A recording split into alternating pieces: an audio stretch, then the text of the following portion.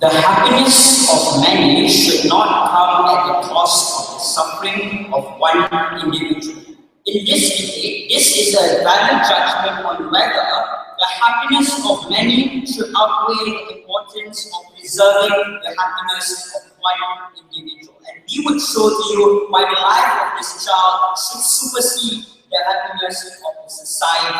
What is this debate not about? This debate is not on the feasible aspects of kidnapping the child. So if we cannot assume that the child or the kidnapping of the child will result in us being caught or whatever, and that's not the debate because young harms can happen as well. But secondly, it's not also a concern whether they're going to replace with a new child or not. If they replace with a new child, we'll kidnap that child as well. But this is rather a valid judgment, right? So the objective from side of government is really clear and really simple. We're going to show you that we provide a fairest distribution of happiness throughout a larger portion of society, and even if it comes at the cost of reducing maximum happiness of some people. But let's take a look at the child and how the child is living right now. This child is in absolute misery. That means this is a child that has never experienced happiness. At the point of birth, this is a child who's already subjected to torture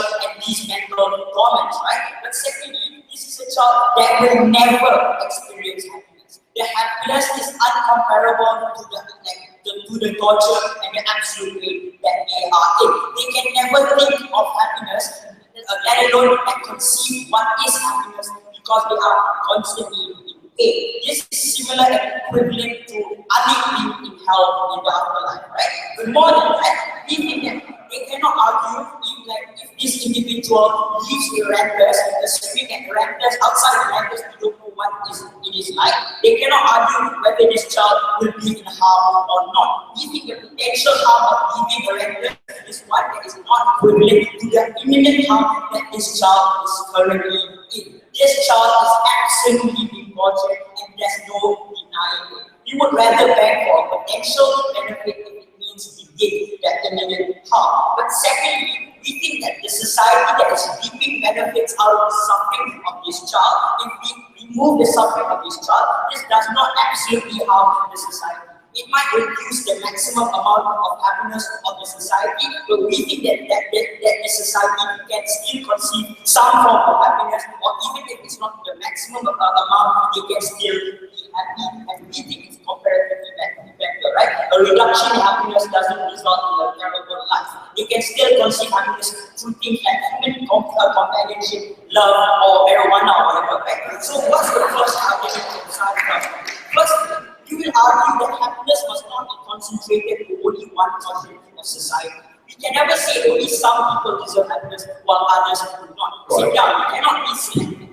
We must distribute happiness and the opportunity to be happy throughout everyone. That's why we don't allow Saudi Arabia. We are not just we are not principally justified. It's not principally justified for Saudi Arabia to deny women from their rights, even if it means that the majority can stay happy. This is also why we cannot defend things like homosexual discrimination and slavery, even if the majority can feel happy. Because the fact of the matter is that individuals on the other spectrum should also have a right in trying to get a chance to be happy, and the opportunity of happiness must be one that is disciplined. Everyone deserves. Sit down. So why is it better when happiness is not concentrated, but rather distributed to a larger portion of society?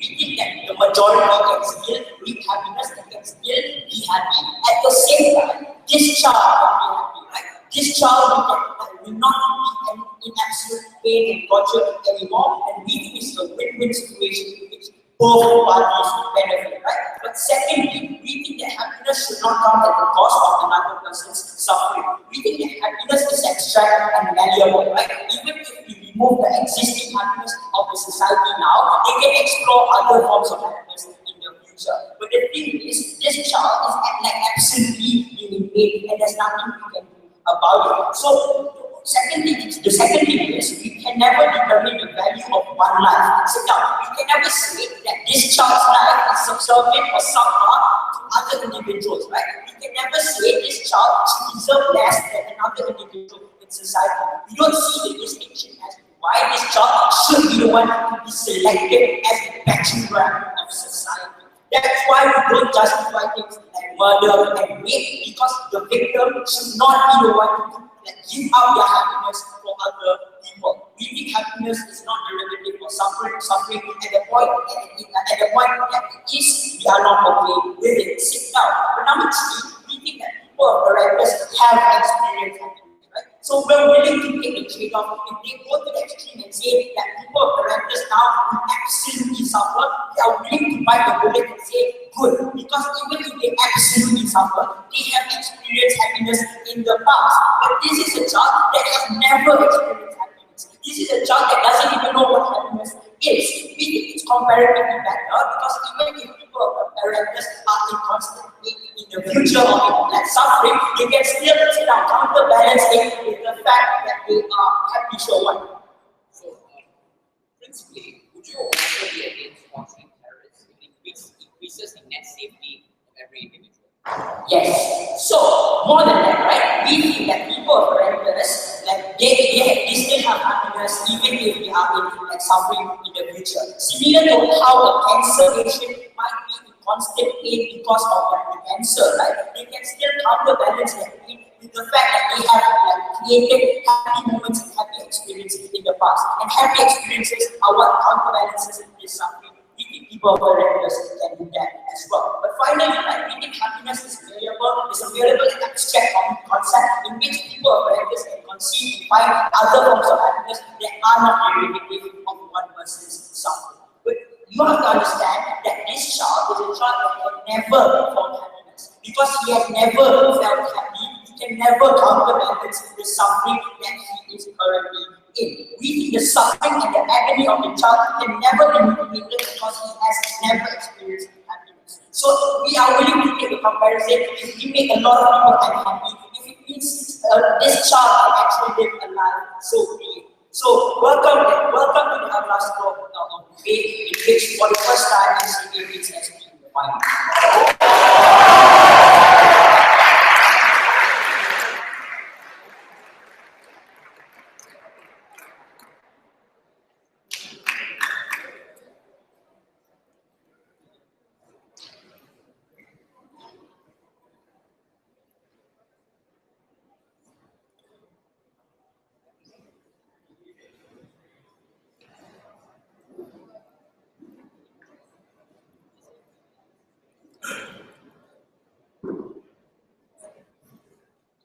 Yes.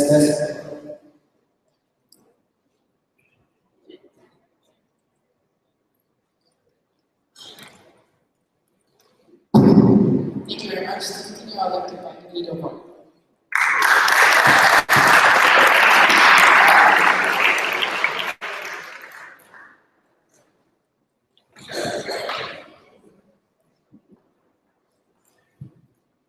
Test.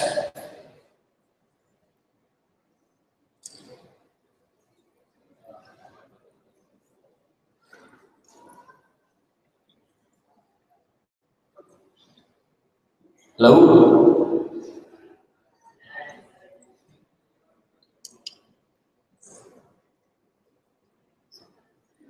If it takes one life to save many, if it takes one life to make sure every other child in this society has access to comfort and love, if it takes one life to make sure everyone else in this world can live happy life, then we will leave Errantus be.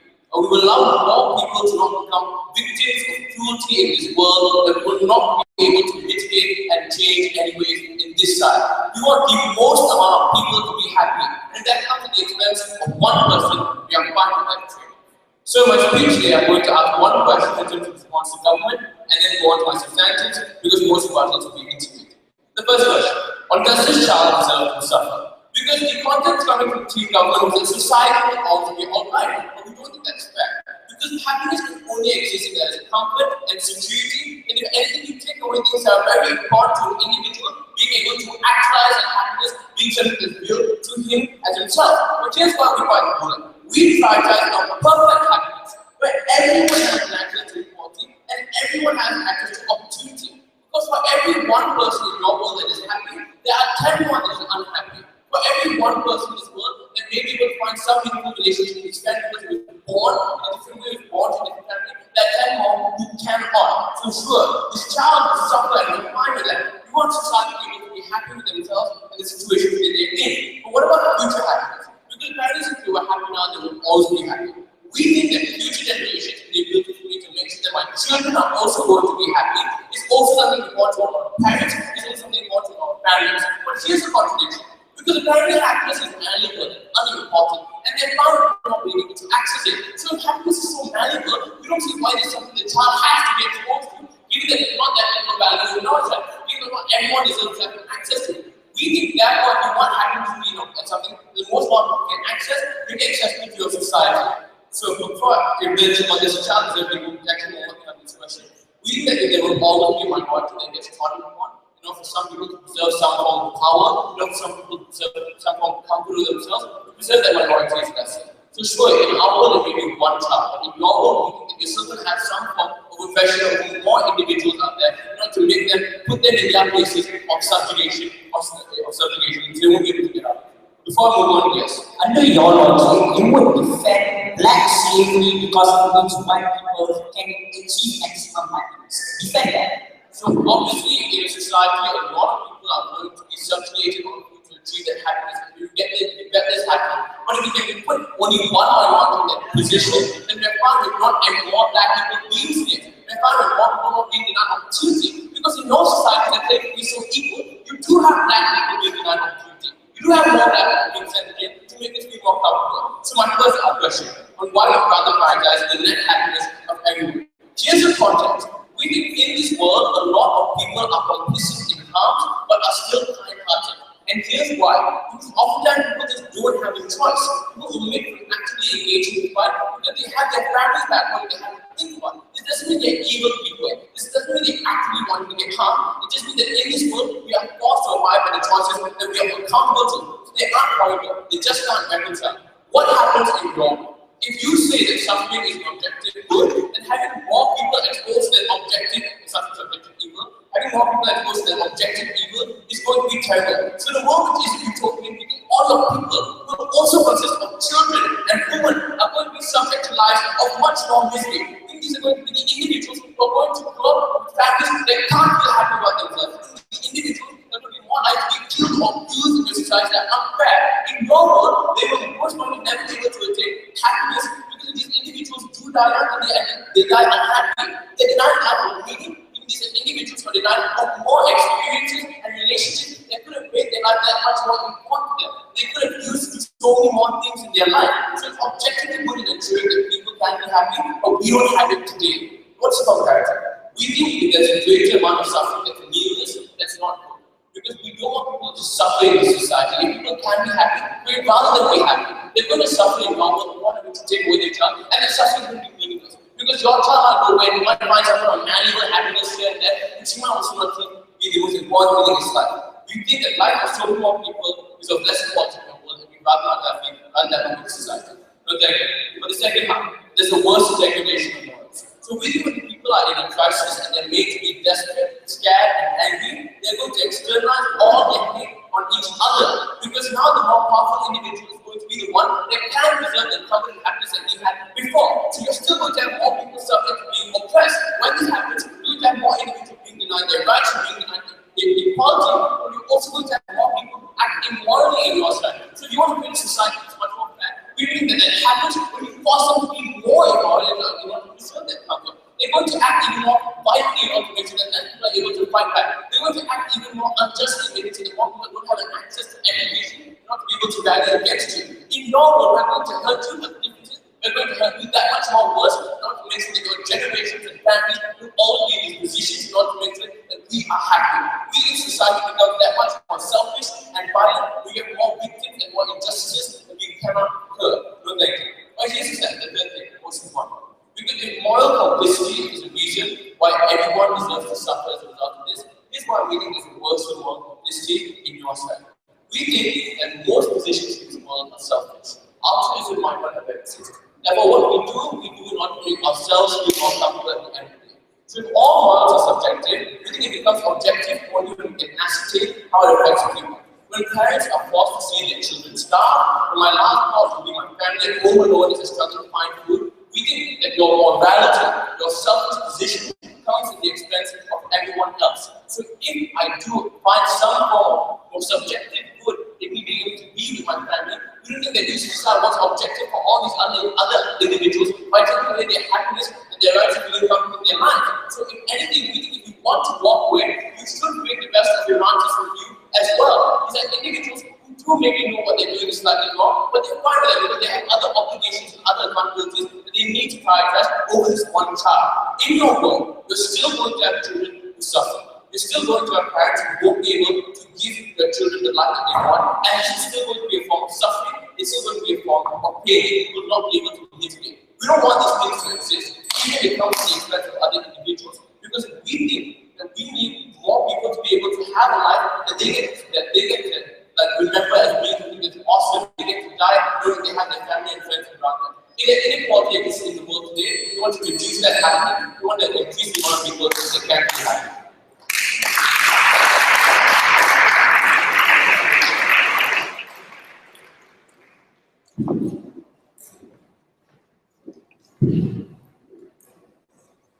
Thank you very much. To continue, I would like to invite the Deputy Prime Minister.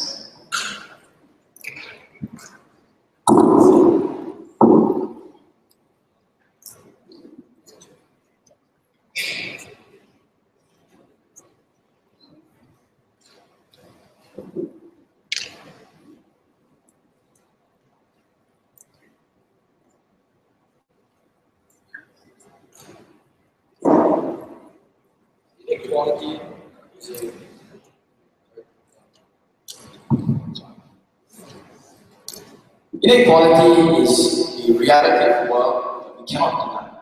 But the inequality that the side opposition wants to defend is an inequality that is to the extreme. Because one individual has an incomparable life with the lives of all the people they want to protect within this side of the house. Let's debate the real. Let's debate why we still protect the life of this particular individual, even if it means that all the people they try to protect will live a life of suffering.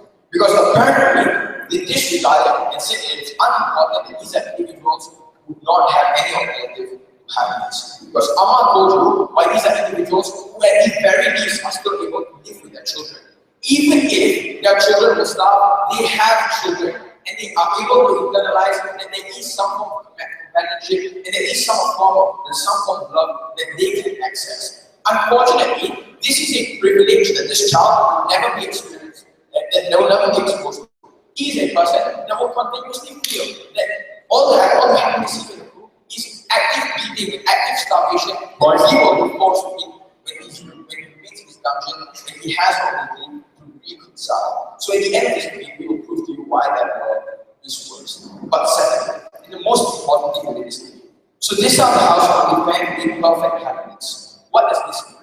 It means that they will defend absolute happiness and the highest quality of happiness. Unfortunately, this is relative, which means that only the maximum quality of life only exists at the point at which there's other qualities of life that you would elevate to. Unfortunately, when we synchronize the standards of living of individuals, we think that the maximum level of happiness would probably increase, but it will be standardized.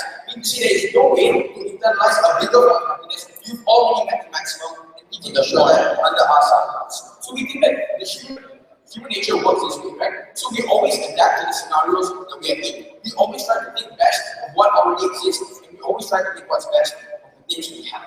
And it's because of this that individuals will run up more likely to realize that standards of living, even if it's not what it was in the past, at the very least, this is the best that we can have now, and that's enough. We think that that's preferable compared to a world where this child will never have that happiness, will never have an alternative to his life. This is a child whose maximum happiness is significantly worse than the maximum happiness of the greater people that they will protect under the side of the house. Sure. If the comparative is more individuals are going to be victims of your inequality in the world, wouldn't there be a net increase in the amount of suffering that everyone is subject to? Sure. This house can allow more people to be happy.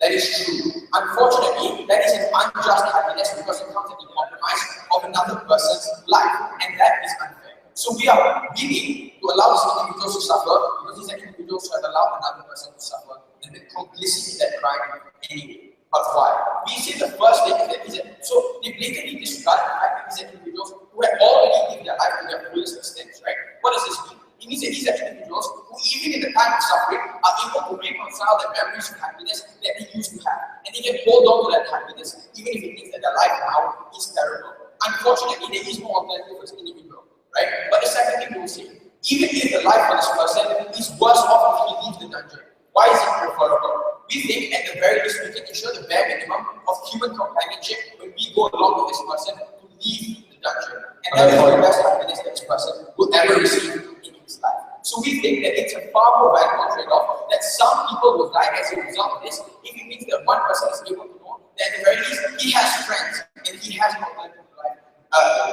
despite all the suffering that he undergoes. But the second issue is the spirit of that. Will the standards of morality become far worse? Because this is how the house seems to assert that what happens is that when you fight in the court, and people will act immorally because they want to retain their comfortability in life. The first thing we will say is that this is extremely unlikely for several reasons. The first of which is that these are individuals who operated in a community where everyone was equal to begin with. This means that the ability for individuals to want to thrive over the other is similar, and all of them have the same advantage over each other. It is very unlikely. But even in the worst case where there is a fight and where there is some moral inconsistency that will happen, we are willing to trade that off because we think human race will find a way to correct itself. Meaning to say that the point at which you find that someone's being immoral to you, that's why you have active reforms of people on the bottom, right? Which means that like you have individuals who come as a community who try to retaliate against the immorality or the dictatorship that exists under your side of the house. But at the very least, what we can conclude from this is that these are individuals who are better able to rehabilitate the unhappiness that they will in because they live as a community and everyone suffers as a result. In contrast to the world when this child suffers alone and has no support structure, this individual to reconcile or bring any form of happiness. So even in the worst case, where they still live in ruins, where there is no way to fix themselves, why is it still that comparatively better? Because we would say the point at which you have other individuals suffering at the same time as you, the point at which you are able to understand that you are not alone, is the point at which you still have some form of will to live, right? Because the people around you still suffer just as much. Your life is comparative to theirs, and your happiness is just as much comparative to theirs. Unfortunately, this is an individual in a dungeon who thinks about committing suicide every day because he has no opportunity to think that there is a will to live. So what happens in this dungeon? These are individuals who continuously force feed him. This is an individual who continues to perpetrate all these crimes, torture him just so that his life could continue in, and there's no way for him to escape this form of unhappiness. So we think that the depression that this individual will do is incomparable because there is no alternative to happiness. There is no way to escape this happiness. So we think that it's comparative. Even if this are the house will allow individuals to die, there is ways for them to overcome this problem. Because we think the world that we live in, even if surrounded by consent, still has some moral conscience, still has some morality that they would give by. These living standards that they would so protect, these living standards that is derived from the awesome living standard that they had in the past. Which means you will still have your glamorous cars, you will still have your really big houses, and all of these things will be translated to better in your life as a result of the disproportionality that you are putting, or the trap of poverty that you are putting now. This is a child that will never have the alternative. He doesn't have anything to give up or anything to trade off in return for happiness or in return for any form of reconciliation. So we think at the end of this day, we allow this child to build far more power, even if it means that he will suffer alone outside, even if it means that he will die in the desert. That is preferable because at least he stops being beaten for no apparent reason. At the very least, he sees a person who has happiness, or at the very least, be able to quantify that his life may see happiness at the end. That would never happen inside all. We can continue to neglect this child. Inside all is cruel.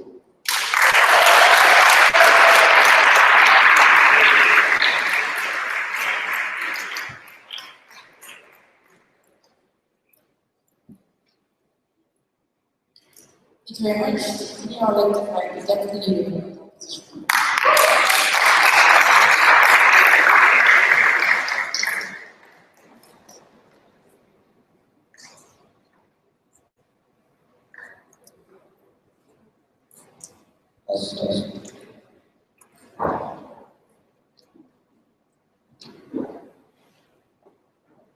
MCKK wanted to have it all. In a world where happiness is not a given commodity and not something that is accessible to every individual. There will always be a pursuit for happiness to which some individuals will have no access to. But secondly, in a world where happiness is not a given, there is a happiness that is derived from the inaccessibility of that happiness to other individuals. People feel happy then that other individuals don't have the same comfort as them. Happiness is derived from superiority, happiness is derived from being at the top of the food chain. This is why utopia is better, where it's guaranteed that individuals respect and live with an equal understanding, where there is no need to be better than every other person, where every day of your life there's a surge of adrenaline that makes you feel happy for who you are, and there is no understanding or need to make other people feel worse about themselves. This is a debate that needed to be accepted by side government. Even if people aren't deprived completely of their happiness, it's a net happiness that is reduced, and various sources of happiness that people can have in their lives are taken away from them. And for people that have been living happy for their entire lives, we think they will suffer the most. I'm going to ask two questions in this speech. What happens in this land of utopia? And secondly, why is a single life of horror worse? Firstly, what happens in this land of utopia? This debate needs to accept that many sources of happiness is a given under this circumstance, an equal understanding between people, and the continuous happiness that cannot be taken away. The reduction means two things. One, it means that there is a fight for happiness, and happiness cannot be collective and shared amongst individuals. It can only be self-preservation and individualistic happiness, or happiness that extends to people that you care about, and doesn't extend to individuals that you don't, that is resulting in buying more things for yourself, or buying more things for your family members, or preserving your own wealth and happiness, and the experiences that you as a person can have with yourself. You wouldn't be thinking about another person or another individual within that community. That isn't a problem in Errantus, because even if you're not thinking about another person, then you don't need to think about another person, because they'll be equally as happy. What are the harms that we proved? One, we told you when many sources increase, people are sad together.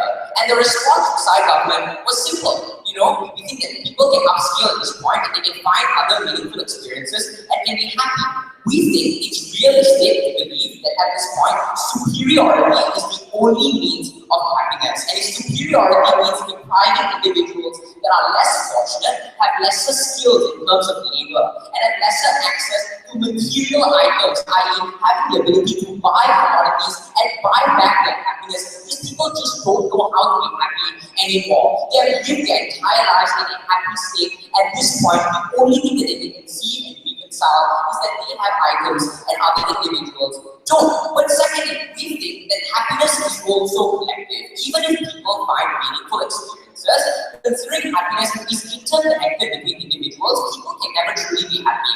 Because parents will always think about the lives that they could have provided their children. Children will always think about other individuals that are forsaken of their happiness. The sympathy and guilt that individuals feel who are altruistic is unreconcilable under your paradigm. People can't compensate that. No matter how happy individuals feel, it's much preferable under our paradigm where individuals don't feel guilt and individuals don't feel that amount of sadness. But obviously, to be happy and to be successful under your paradigm, it is a lesser of two evils. They have to harm other individuals. They have to be more skilled. It's a survival of the fittest under your paradigm, because it's about who has the most and who can be happy the most. So, suffering is something that can be counterbalanced with bits and pieces of happiness, like how cancer patients can still be happy. But this is not the case for the child. So if society can still conceive a valuable life despite the suffering, why should the child be deprived of this opportunity? So I think, and this will be extremely unpopular, but I'll move on to this later, that when you take away happiness as a privilege, it would harm individuals in Errantus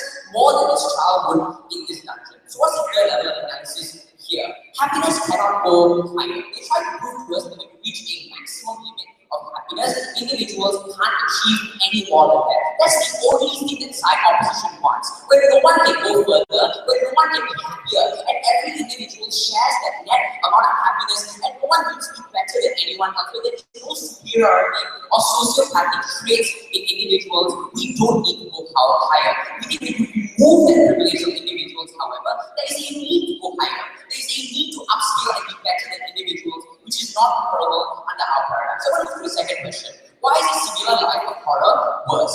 We think people are complicit, but people aren't evil. It's not easy for them to say that individuals chose to harm this person. There are a lot of individuals that are homophobic, but are extremely kind towards gay people and are extremely kind towards other individuals in society. No one is perfect in society, and it's a lesser of two evils, and choices that individuals make always end up being what's best for them and their family members. People are kind in other aspects of their lives. There might be complicit in the suffering of this one individual, but they are also the reason why other individuals are happy. So what's my argument? Why would it be worse for the child? I think this child, this Errantus, an individual in society, will suffer more the point at which you take away their meaningful experiences. So this might be unpopular, but this child in this jail has no networks, has no family members, and has no experiences. And these are all things that you can't take away from him.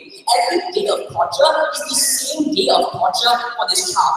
He cannot go any lower. I mean, it's sad, it's understandable, but you can't go any further in the horror and the torture this person faces. In comparison to Errantus, where individuals feel extreme happiness, and the only thing that they can conceive is happiness. We need to put these individuals in hell. The moment you take away the only sources of happiness, or you reduce the happiness that they face, because the citizens of Errantus under your paradigm had it. They had experiences. They had family members that they loved and cherished, and it was all taken away from them. African Americans, individuals who are underprivileged under your paradigm, will be suffering far worse than this kid in this jail cell. It's the comparative case, it's a removal of a privilege that was given as an access to all individuals on the ground. It's unfortunate that under both circumstances, someone has to suffer, but we think and prefer this kid suffer because he had nothing to lose from the beginning. The only thing he was born to conceive is horror and trauma. But people in Errantus never experience that. And you take away a privilege that was granted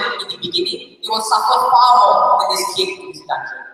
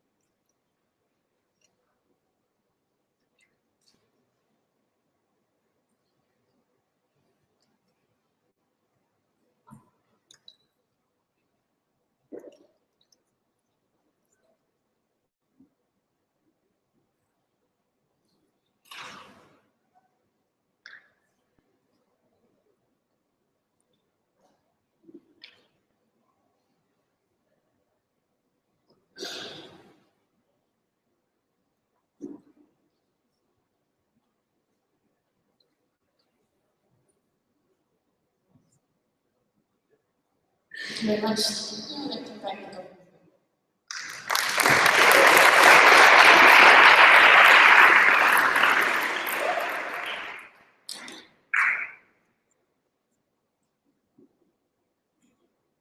The measurement of a state's success, or the success of its people, the happiness of its people, is also measured by the concept of solidarity. How people undergo the same things, people undergo sadness, happiness together. And that is what we think is the best thing that we want to preserve in this debate. I'm going to do three things in my speech. Firstly, I'm going to take out one point that doesn't relate to my issue. Secondly, I'm going to bring a very important question that we have to answer, which is which side defends the various happiness of all, and finally, I'm going to prove what our case has brought to you today. So let's go on. Kishan came here and gave a speech. He reinforced the arguments of his first earlier speaker, but the thing that brought up my concern is the most that real comfort of these individuals results in superiority in the ultimate happiness in the world. We think that this is going to be like the better one, because like comfort is never going to be a prerequisite for this, because people will still be fighting over who is more happier and who is the better one by the end. We think that this is something that we're principally in mind with, not with the effect by cleansing. Mean to say that when you derive happiness from the suffering of others, when you think that when you torture another individual and you're happy from it, you're glad to abuse these people, but you're glad to bash them for it. Because the principle that we stand here is that not equal happiness, ladies and gentlemen. We're not okay if when someone suffers, you take happiness from it. In any world and in any situation where that principle applies, we're going to bash them, we're going to punish them for it. So we're never okay. An example can be seen in the development of America today, how we bash homophobics who hate homosexuals because they get that derive happiness from these individuals who are gay or lesbian. We're never fine with that in the first place. So let's go on to the question. Which side defends the fairest happiness of all? I have 4 levels of this question. Firstly, how their side want to prioritize the happiness of the majority first. They're saying that under the world that we live in, there are women, there are children, and the society should be prioritized just because there's only one singular life that could be sacrificed and suffering. And when this life is taken away, the whole community will suffer. First response is that we don't think concentration of happiness is good in any way. Because when you concentrate happiness towards a certain community or towards a certain individual, it will still be derived happiness from other sufferings. Meaning to say that happiness in every way is not the best way to result in. So the second thing to say is happiness is relative towards other people. So even if the society is feeling bad and fighting against each other, even when they receive a little amount of happiness, that is the maximum happiness at all. So on the outside, even if these people are suffering and the happiness is subjective, at least we can make sure that the kid is never again going to be subject to absolute misery, to absolute torture, and absolute being alone in certain days without friends as a whole. So on the other side, they can't assure that everybody is happy, but the trade-off becomes that this singular life that they want to push out, that they want to point out as useless, are going to be suffering by them. Yes. If you argue that happiness can become standardized, can't the suffering that this child will also become standardized for himself?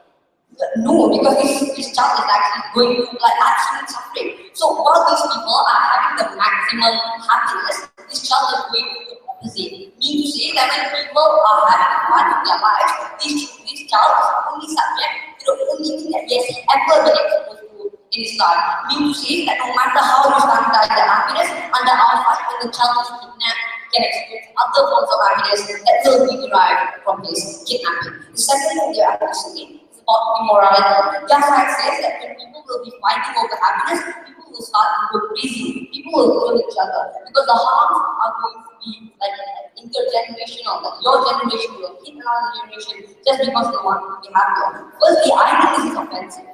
Because my father comes from a poor background, and if my father is not happy with something, it doesn't mean that he should kill another individual or kill another person for it. We think the fact that you are not happy doesn't necessarily mean that you have to kill and harm another individual just to get happiness. It works in the same principle. The society cannot kill the child, or the society cannot suffer the child for being happy, and the poor child also cannot make the society suffer for his extent.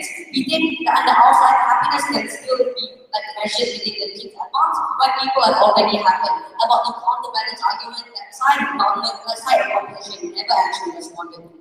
So the thing that we talk about is that the thing that we want to talk about, happiness comes from self-interest. That everything like superiority will be the main bulk of happiness and how people get their happiness. Besides this, the argument that we want to stay politically justified to others, we think that self-interest by the end of the day will never work. Because the way when these individuals stay with each other in a group is already forming solidarity, which I said earlier, which they stick together to form a community. Meaning to say that when suffering exists in that community, when happiness also coexists in that community, that is a community that prospers. If the child actually prospering in another island, another desert, no.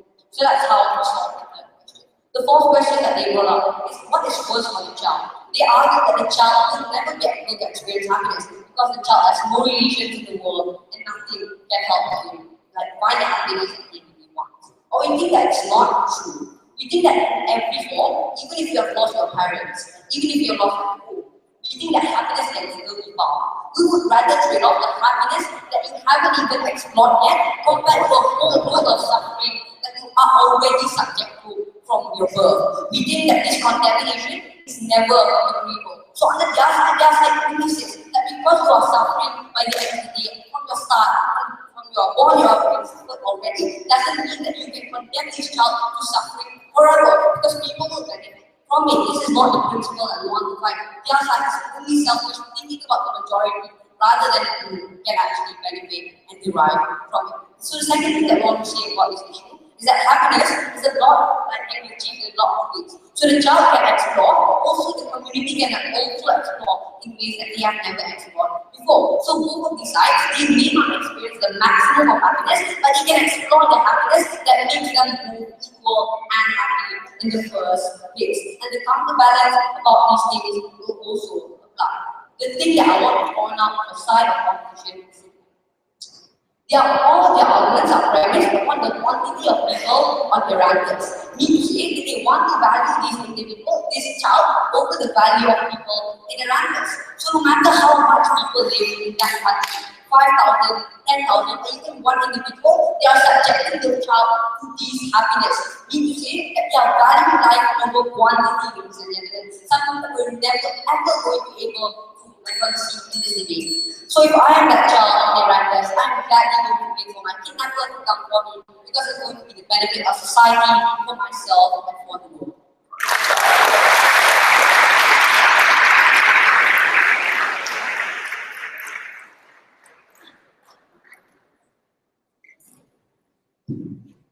Thank you very much. To continue, I'd like to invite question.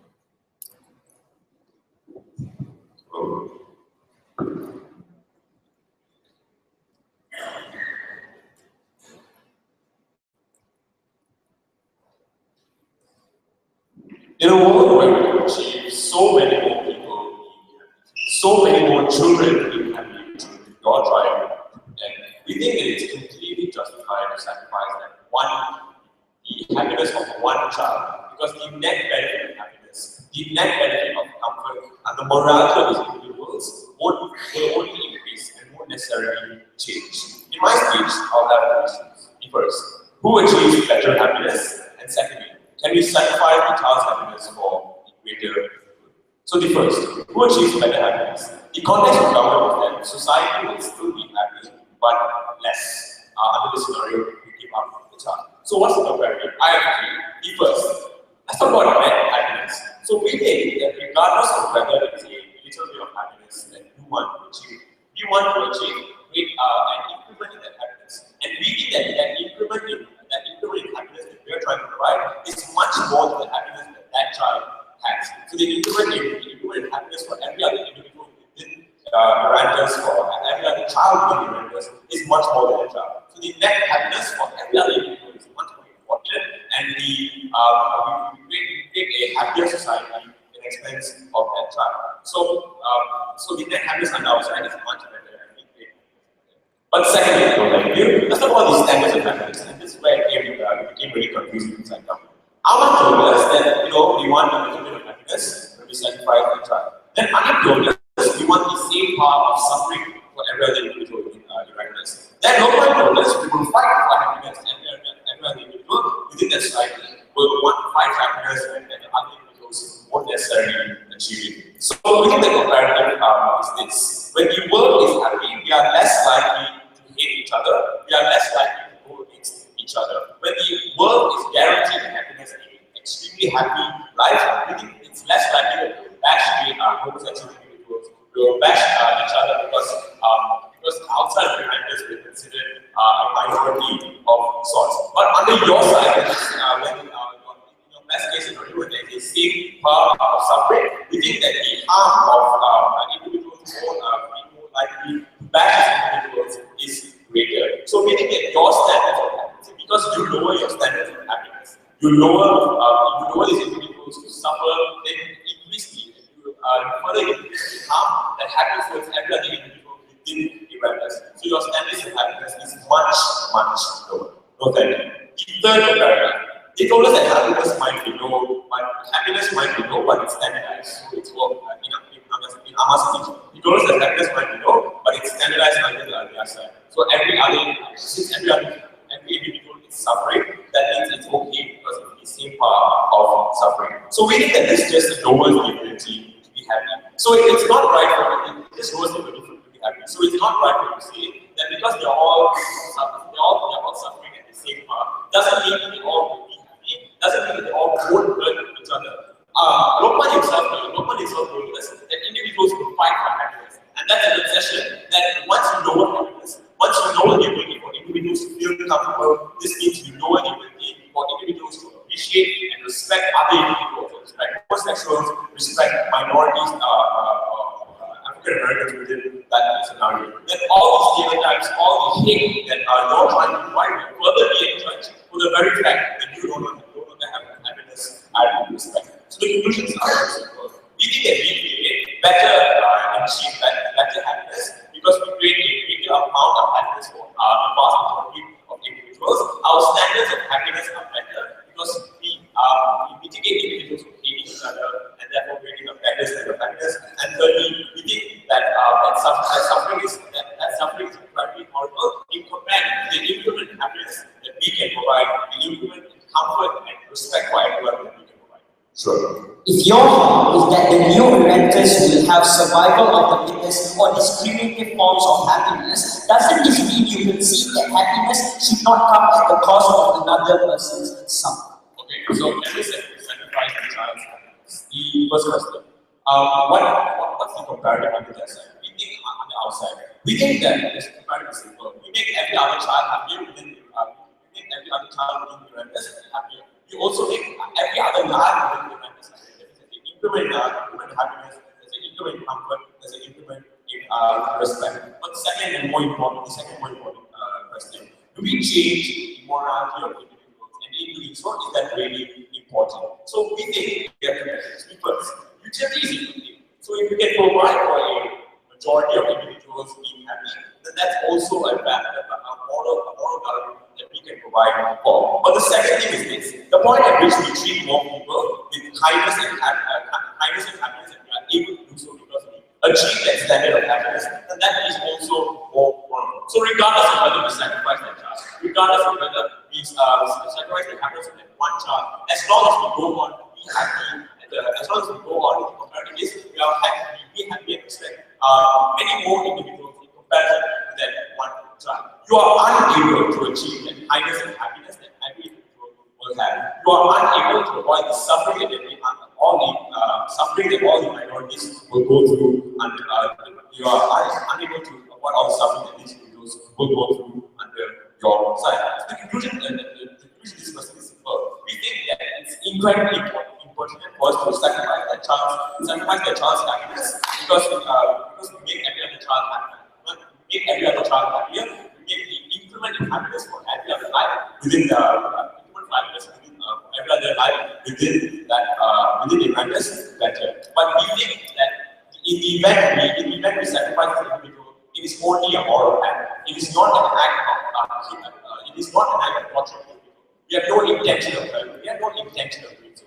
The only intention we have is to cater to the larger majority of happiness, is to cater to the larger majority of comfort and respect that we recognize and we compromise will harm so many more people under your side. So many more are homosexual bashed, so much more of the minority will be compromised under your side. So we think that for all those reasons, we will decide that caters for the greater good of society, the greater happiness of society, and the greater comfort of society.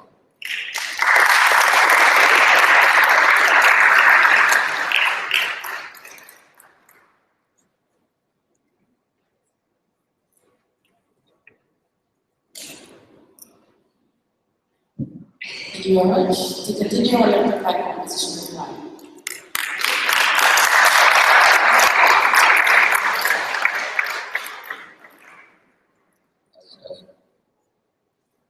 I think it's rather ironic that Thai government wanted to kidnap a child in a jail cell, and they also wanted to create more jail cells to put individuals who are homophobic and individuals who commit violent crimes into the point at which they establish some form of system in Errantus. Firstly, because I don't know how they are going to prosecute thoughts of hate and self-preservation. But secondly, I wouldn't know why they would want to victimize the same people that had no other conception of happiness and life.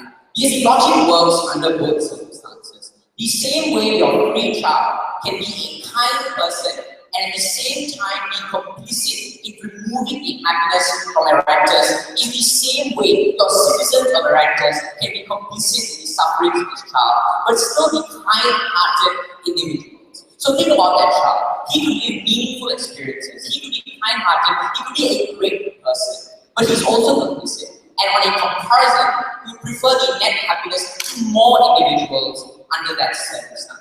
I'm going to ask two questions. Firstly, what happens to Errantus post the eventually kidnapped the child?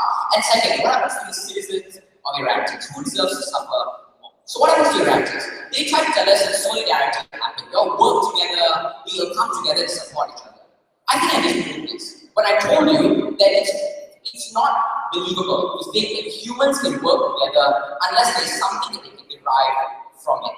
We think that people will only stay together if they have equal access to happiness. When people don't have that equal access to happiness, when some individuals are more privileged than others, it's hard to think that individuals won't feel jealousy, they won't feel the need to be better, and they won't feel the need to continuously preserve their own happiness and their own meanings in life. When we provide everyone that equal access to happiness, only then can solidarity exist. But when we take it away, when it's a fight for the preservation of individualistic values and individualistic virtues, I don't think individuals will be so great in like protecting each other. But can we punish them? Because they try to tell us that we punish these individuals. I don't think people will be willing to conform towards this because people have lived their entire lives to support each other. I don't think they will subscribe to the value of punishing having establishing a jail cell. But even if that's true, recognize that you're doing the exact same thing. You're putting people who are innocent, people that had no conception of the sufferings that happen, people that made a choice in a lesser of two evils, only to come out to the horrible realities of the world, only to come out to be materialists and try to find other meanings of happiness. People who end up creating segregation, they aren't horrible people, but they're just trying to preserve their own wealth and meaning in life. They would place these individuals in jail. They would shun these individuals and recognize that this child is complicit in all the sufferings that would happen at that point in time. We shouldn't punish anyone. In an ideal world, but under this circumstance, someone has to suffer.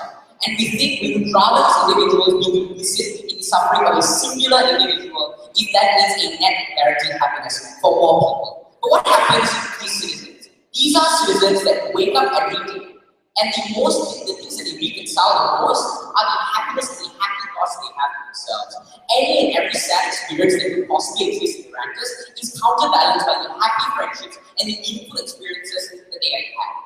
Compared with a child in itself that has had none of these things. We think when you take away these meaningful experiences, people of Errantus will be trapped in their own dungeon, where they can't escape and they can't find a meaning to happiness, and the pursuit of happiness isn't accessible to all. There will be a segregation, and people aren't evil for forming this segregation because everyone just wants to be happy. But if we guarantee that commodity to all individuals on the ground, it will be preferable. So it's unfortunate that this child will have to suffer. But when you take away the commodity of happiness and make it inaccessible to the poor, you create a dungeon to which the people of Errantus can never escape from.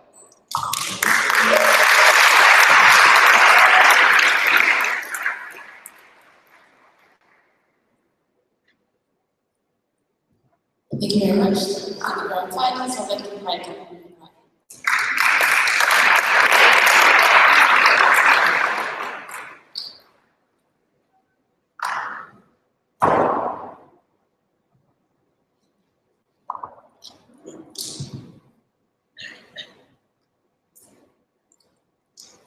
At birth, every child has the opportunity, or every child has not much, have nothing. They have no memories, they have no conception of happiness. Every child has nothing. But the world that psychology defends is a world by which a child, by virtue of birth, is denied access from accessing any happiness in the future, or conceptualizing any happiness in the future, while other children have that opportunity. And there's no apparent reason as to why this child in particular must suffer. So this are how things the people of Errantus are in debt to this child. Because the people of Errantus have spent the life of this child in analyzing all the happinesses that they had access to, while this child had access to no happiness at all. Even if this child has nothing to lose now, we think this child has a lot to gain, and that is something to look for. Because even if he thinks he has nothing to lose, we think the people on the ground have gained too much from his losses, and we think it's time to reciprocate for the harm he has caused onto himself. But before we go, let's talk about the principal inconsistency that came to side opposition. Because firstly, they told us that sometimes it's okay to derive happiness from other people's suffering. But then, second speaker's main concern within opposition's case is that what will happen in our world is there will be some individuals who will climb to the top, and some individuals will use the lowest minorities as ways to generate superiority and be individuals who are humble. This side is not willing to defend that reality, and this side is willing to say that that's the world they do not prefer. Which is principally in line with what we are saying, because we don't want individuals to also thrive on the happiness of this child suffering. So we think there's a rather inconsistent side in opposition.